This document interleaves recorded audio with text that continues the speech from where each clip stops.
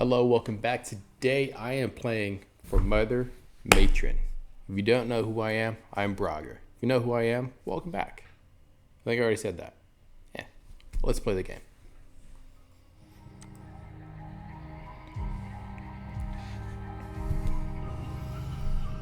All right, play.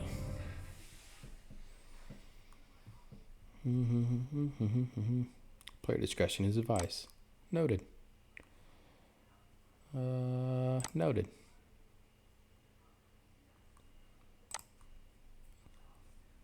The pessimist credo, or one of them, is that non-existence never hurt anyone, and existence hurts everyone. Thomas Ligotti. Interesting.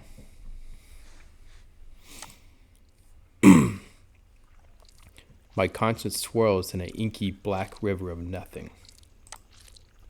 It feels familiar. I've never been here before. And every time I am here, I always think it's going to last forever. Did I say I've never been here before? And yet... Oh God, where am I? Some lights and whatnot? Wakefulness. Somehow my consciousness stirs. Where am I? I feel so strange. I feel so strange, deeply numb and lost, almost. I rack my brain, try and make sense of things. Questions that should have obvious answers, none come to me. Questions such as, where am I? Who am I? What has happened to me? What do I know? I know I exist. I know I breathe. I know this room is disgustingly warm despite its cold, cold walls. Disgustingly warm. I know that horrible wet sound is driving me mad. It's driving me mad too, man. What the fuck is that? I know red blood flows through my veins. I know my heart pumps that blood beat by beat. I know the inside of my stomach bubbles and burns with acid. You need to eat. Acid reflux is no joke. I know my bladder feels like it's about to burst, filled with urine. I know my intestines pipe shit through over a meter of contracting meat tubes coiled in my belly. I did not know that. A meter? Is that what it said? A meter, huh? But not much else. I don't remember what distinguishes me from any other sack of meat. I rack my brain. Reach back as far as my mental arm can reach underneath the old shelf full of baggage that writhes. Somebody help me with that word. I'm going to say writhes. Unpleasantly and glares at me, despite having no eyes that I can perceive. The weight of the shelf is crushing my arm. The act of recalling is, in itself, painful. It would be easier to just leave it all here. In the dark, where it might be forgotten forever, just like most of the people that were sent down there into those hopeless tunnels. Am I in a hospital? To the place I lost myself and everything. But no, I won't forget. I have to remember, or no one else will. I reach back further. The weight of sharp corners starts to scrape layers of skin as I reach further in.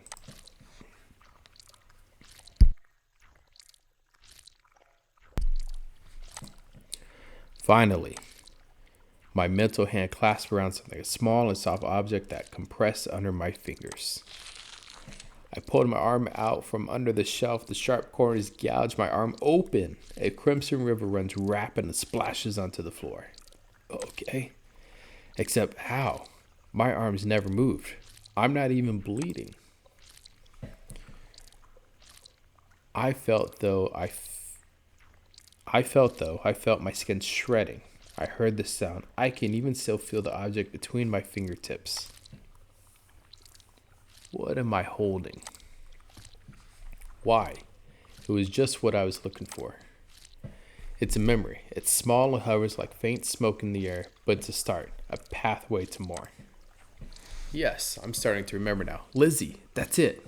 That's my name. Ooh. My name is Lizzie. It's nice to meet you. It's only a start of the breadcrumb trail, though. I have to follow it. It's easier to live through a memory when you can share it with someone. You'll listen, won't you? You'll help me retrace my steps. Good, good. Oh, but where to begin? Where should the dark fade? Where should I... Wake up! Oh, God. Hi, I'm awake. Huh? Finally. Jeez. You were out cold, Liz. I'm so sorry. What? I was covered in sweat, my eyes darting around like flies to figure out my surroundings. I was in the hangover of a deep dream that clung to me like glue. In front of me was the blurry shape of a person, a boy, young man, male at least. He's staring at me with concern and frustration. Ooh, that's aggravation, I think. Where am I? Who are you? He frowns at me. You really were out there to the world, huh? You're at the workshop, Lizzie. In Pack Rat, where you work. And I'm technically your boss, though I like to think we're all on the same team here. My name is Fred. Hi, Fred. Apparently, I'm Lizzie. Starting to ring any bells yet? Oh, right. And, what do I do? Look at him now. Fred gives me the impression of a chubby bear. His face almost has a snout. His nose twitches back and forth when he's not talking. Maybe it's dust irritating his nostrils. He pinches the bridge of his nose and closes his eyes. Please tell me you're kidding. I suppose even with no memory, it's not that hard to deduce. There are sewing machines throughout the room, and I am seated at one. Yep, I work in a sweatshop. Right? You said Pack Rat? Sweatshop? Clearly guess so. I think I may even have sewn the sweater I'm wearing. I must be good at it too. It's soft and comfy. Then again, I could see little scars speckled on my fingers. Were they scars of experience or scars of clumsiness? Let's say it was the former. I let out a little chuckle and smile. Yeah, I am. How'd you go in there, huh? In truth, I was only half kidding, but I assumed and hoped I'd start remembering the other parts once I woke up more. Fred didn't think the joke was this funny. You people sometimes. You people? I wish I knew what I was so I could be offended. Fred. You Freds. Tell you what, you're clearly running low on steam. I really shouldn't do this, but you need the rest. The Mother Matron won't appreciate your slacking.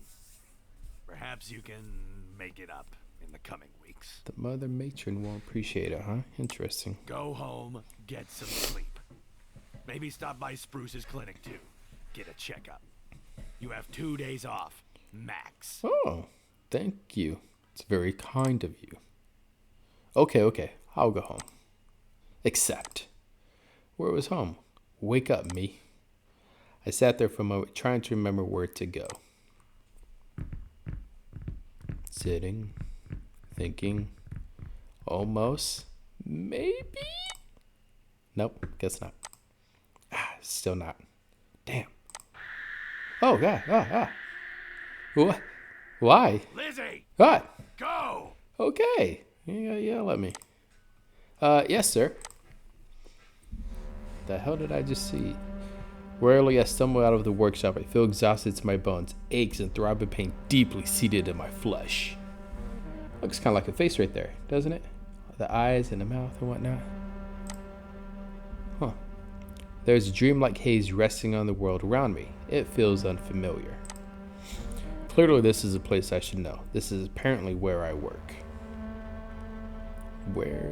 Which door did I walk out of? Because none of them look good. And yet I have no idea where I am. I rack my brain and I pat my pockets hoping to find a clue.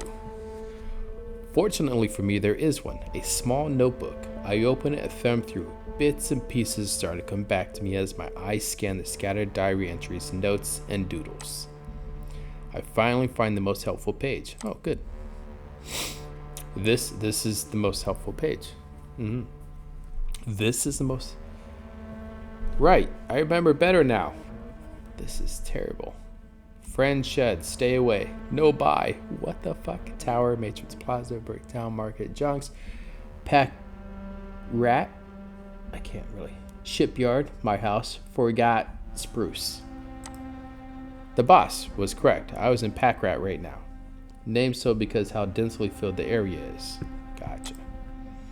Every building here is some kind of workshop or storage zone. Some places are here packed so full that you can barely can walk around them. Such weird phrasing. Though fortunately the place I worked was roomier. More broadly speaking, I'm in the boarding, the town, city I call home. A secluded place enclosed in makeshift walls made from whatever was available. Scrap metal, old furniture, repurposed rubble. Outside the walls is an endless miasma of fog that obscures things. No one's really seen what's out there, and anyone that's attempted to explore the mist has never returned. God, I can't talk tonight. If I had to describe this place, I guess I'd say it's like a half-empty glass filled with dirty water. The glass is fragile too. Does it make any sense? No. Kinda? No. Wash the glass. Well, it does to me. Anyways. More important than metaphors, though, I know where home is now, and I can feel it deep in my bones that I needed to sleep. I might need to go sleep too, though the detail on the map leaves something to be desired. Thanks, past me. I'll figure it out. My memory is just hazy from being so tired. And so I pick a direction to start walking. The winding streets don't make much sense to me, but I follow them all the same. I am alone, but muffled voices keep me company. Sometimes muffled sobs too. I try not to focus on them. I think I used to in the past, but my heart couldn't take it. Nothing I could do even if I want to anyways. Everyone's got to do something for the collective. Everyone's got their jobs, as I have mine. For the collective, huh? Interesting. Whatever the Mother Matron needs of us. My shoes are old and worn, only offering a meek defense against the hard asphalt streets. They fit well though, and the ground is dry today. They get the job done. They're like everyone here in a lot of ways. Doesn't matter how weathered you are, the fact you're still together means something in you is strong enough to keep you together. It's a beautiful picture. I bet she's dreaming. What is she dreaming of? May your spirit grow like the calluses on working hands or all the soles of your feet. So the Mother Matron says. Oh, this is a Mother Matron? In other words, what doesn't kill you makes you stronger. You grow through adversity, and by the end of everything, you're the best person you can be.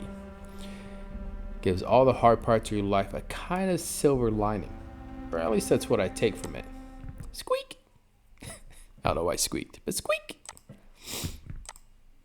My thoughts are interrupted by a lump beneath my shoe and the panic yelp of a small rodent. I lift my foot and the thing scurries back under the grate beneath my feet. Oh! Are all those rats? Oh, wow. That's a problem. It's a river of rats. Cool. There below the street is a tunnel full of thousands and thousands of rats scurrying for dear life through endless canals. I doubt the poor things even know where they're going. The one I stepped on somehow managed to climb its way up out of the grating, only for my clumsiness to scare it back where it came. I kind of felt awful inside for that. Yeah, you stopped its chance at freedom from all of this. Yeah. Throughout the boarding is a network of tunnels designed to funnel the endless swarm of rats underneath our feet. No one knows where the little critters all come from, but they flow like water beneath the streets. It looks like it. Thousands upon thousands of rats compacted against each other, covered in filth and God knows what else. Waste matter clumped in their fur. Our primary source of protein, some kids have to fish for rats. I'm sorry, do you eat these rats?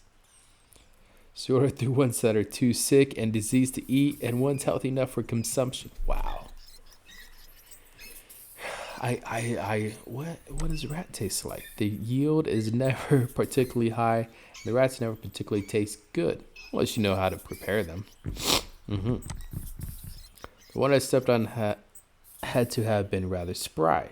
Poor thing, I can only hope maybe my unintentional intervention gave it more time before some kid impaled it on a stake and roasted it. Blah. I like that word. Blah. I don't want to think about this anymore.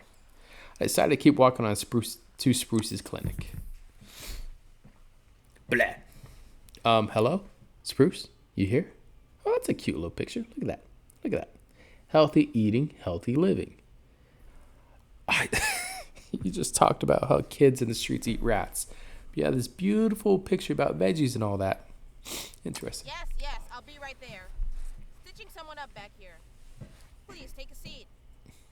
Will do. I sit down in a stiff chair with minimal padding. It makes my tailbone ache, but I'll endure it. Spruce is known as the resident healer of the boarding. She taught herself by reading pharmacological and medical, but she found in the library as well as through experimentation. That's how you learn, experimentation. This isn't to say there aren't others that try their hand at medicine, but to put it simply, none of them are as good as Spruce. If she can't fix you up, you're out of luck. She walks in the room. Ah, Lizzie.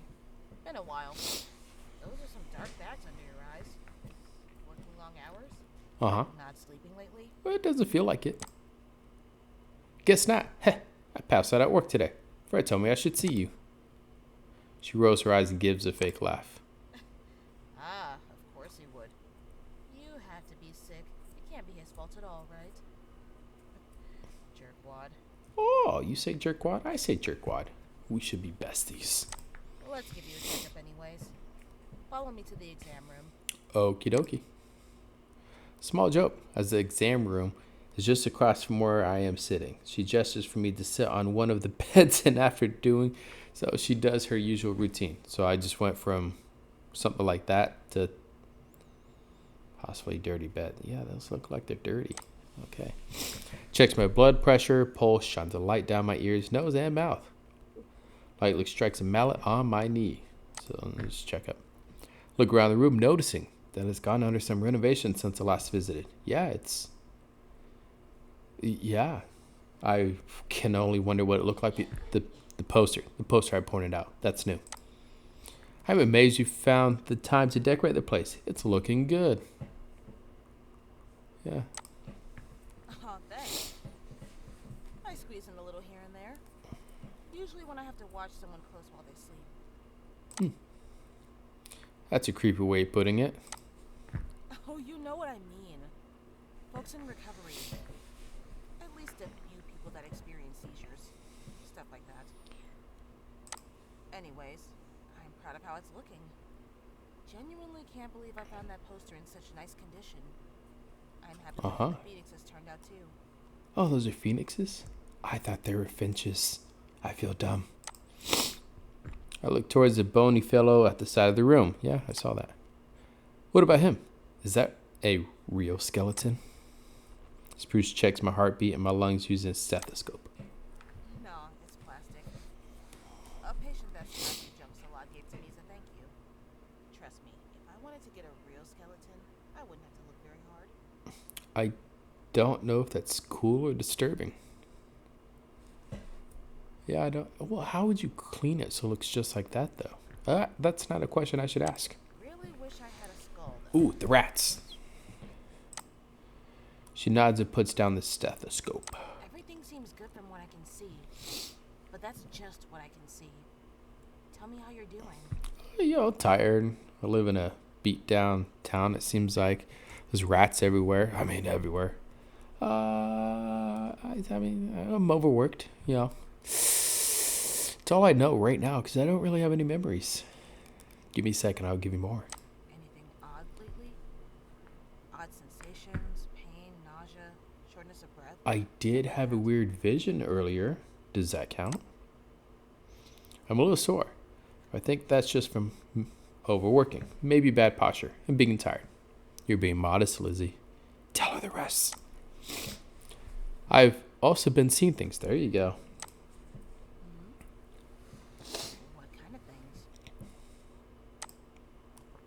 Sometimes sometimes I'll be standing there and the world suddenly shifts. Like, right before my eyes, it turns into something horrible. Horrible sounds, flesh growing where it shouldn't be, things that aren't really there. My heart starts beating really fast and I freeze, terrified. Just like that, the world's back to normal and I'm panicking over nothing. My dreams are really strange, too.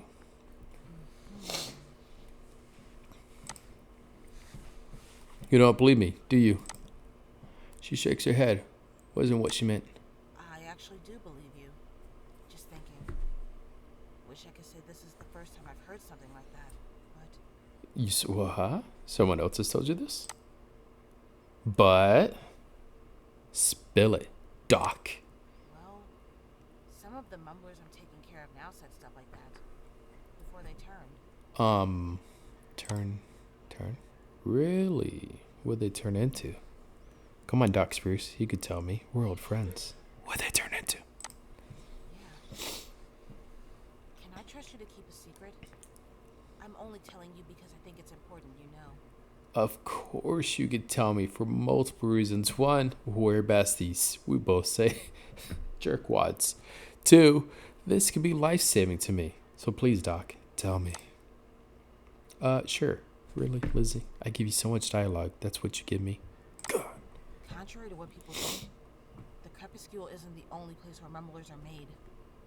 Not anymore, at least. What the hell is a mumbler? You're kidding. Not in the slightest. Granted, people have broken down before around the boarding. We know that. Lots of our neighbor brothers and sisters struggle with feelings of anxiety and depression. I mean, look where we live. This is different. Mumblerism. Mumblerism. Is a much more rare and severe thing. It's like a complete detachment from reality. Stuck in Mumblerism. a looping nightmare that never ends. It's like a complete detachment from reality. People stuck in a looping nightmare that never ends. And all they can do about it is ramble. Crazy. That's... Mother, help us. And it's happening around here now. Why haven't I heard about this? As I said, it's really rare. I only have a few cases out of all the people I treat. And if the AC gang's been dealing with any, they sure aren't sharing. What the hell is the AC I'm trying to gangs? keep it under wraps, as I haven't gotten to study enough people to get a grasp of the emerging symptoms or causes. And I don't want people to panic. Mumblers already don't get the best treatment by most people. Imagine how people would be if they jumped to the conclusion that they're contagious. Ah, I can see what you mean. To be clear, I don't want you to jump to the conclusion that that's happening to you. You might simply be having sleep deprivation and induced hallucinations. Or maybe some gas from junks is making the air a little funny. Hell, maybe the shit The shit, yeah? She stops herself for my sake. shipyard is just more ranked than usual. I thought it important to warn you, though. Thank you. For now, I'll give you some medicine that should help with the anxiety. Stop back for regular checkups, and we can keep an eye on it. See how it develops. Anxiety medicine, huh? I think I just need sleep. For sure. What's gonna be in it?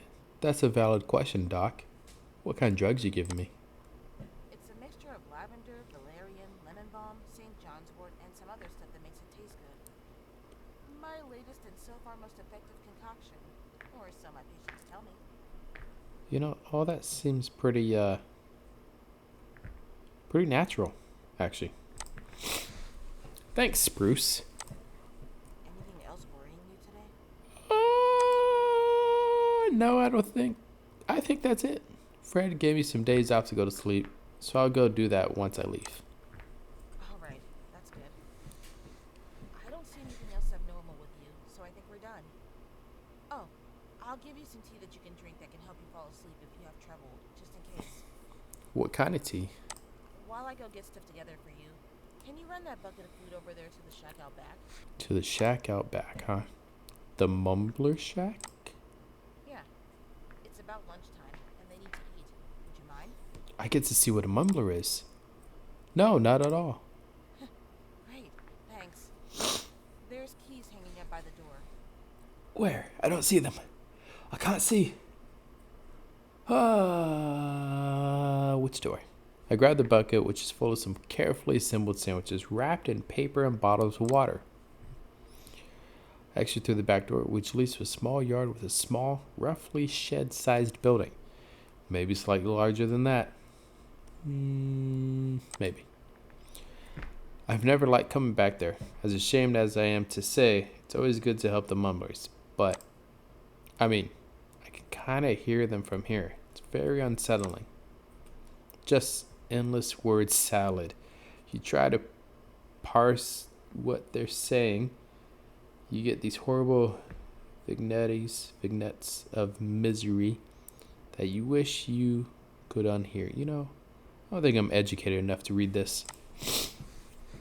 I can't help it though, and I shouldn't feel threatened. Even if I find it uncomfortable, mumblers are harmless. Good.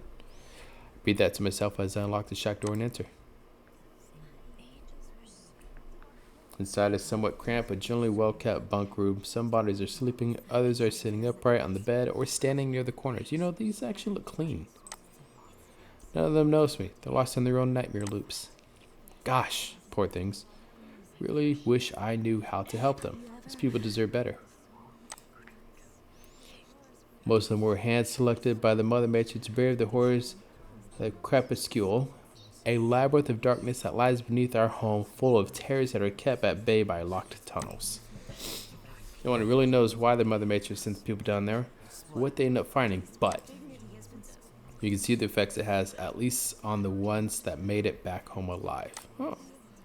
I shudder to consider what could have happened to the poor souls that didn't return. I can only hope that they pass on peacefully, and whatever ended them was swift and painless. So people die. I ponder almost if that end would be preferable to what the mumblers go through now. They're alive, but can you call this living? I don't know, I can't see them.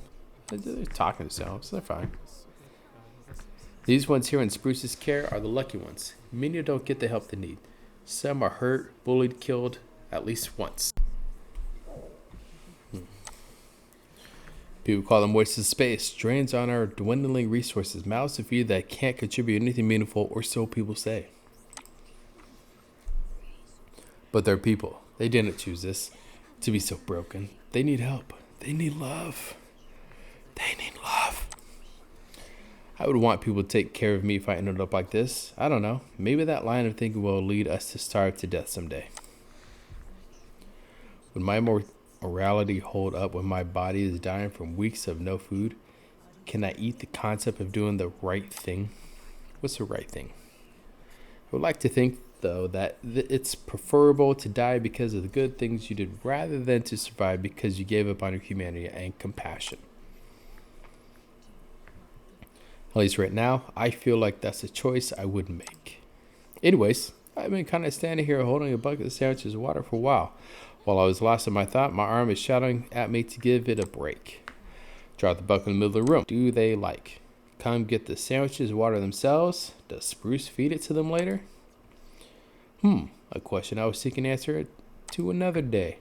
I leave gently closing the door behind me. I get my medicine from Spruce on the way out of the shed and head home. Hey, Mother Matron. Why are you sending people down to... How do I meet you? Got questions. Feeling my body already starting to power down, I walk through the door to house, ready to throw myself on the mattress before something catches my eye and freezes me in my step. Oh, that's that symbol I keep seeing over here. Yeah, I assume that's saving. Right on top of my bed was a paper envelope with red wax seal, emblazoned with the matron's symbol.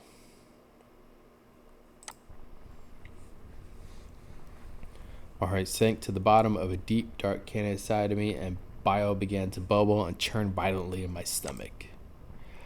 I reached to pick up the envelope, hoping that this was an illusion, a trick of the light. It wasn't.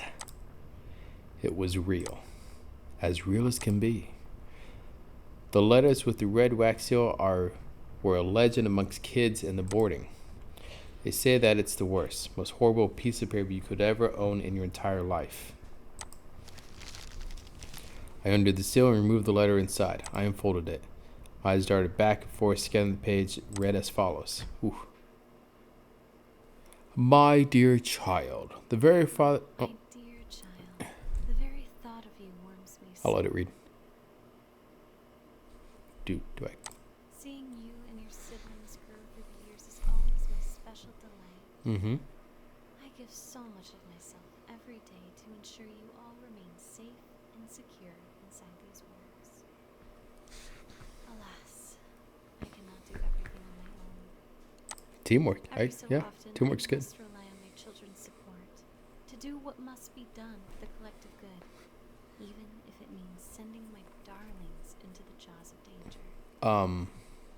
Okay.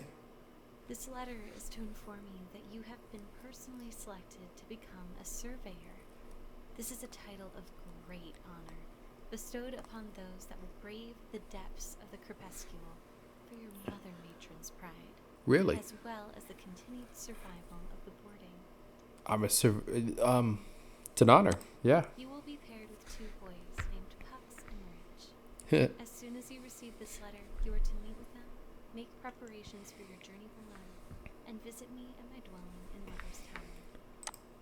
Attempts to shirk your duty will be met with severe punishment. So it's either I go into the death tunnel or I die by your hands. I feel like I'm dying by your hands regardless which option. I will see you soon, my dear, with all the love in the world. Your Mother Matron. You know, I don't want to meet you anymore. Yeah, I've decided I don't want to. I stare at the letter. My legs begin to wobble. My hands start to tremor. The letter floats to the ground, like the way they describe leaves in books. I start breathing fast and hard. My entire body quakes. My eyes roll to the back of my skull as I pass out and collapse to the floor. Ooh, I finally got some sleep. Yes!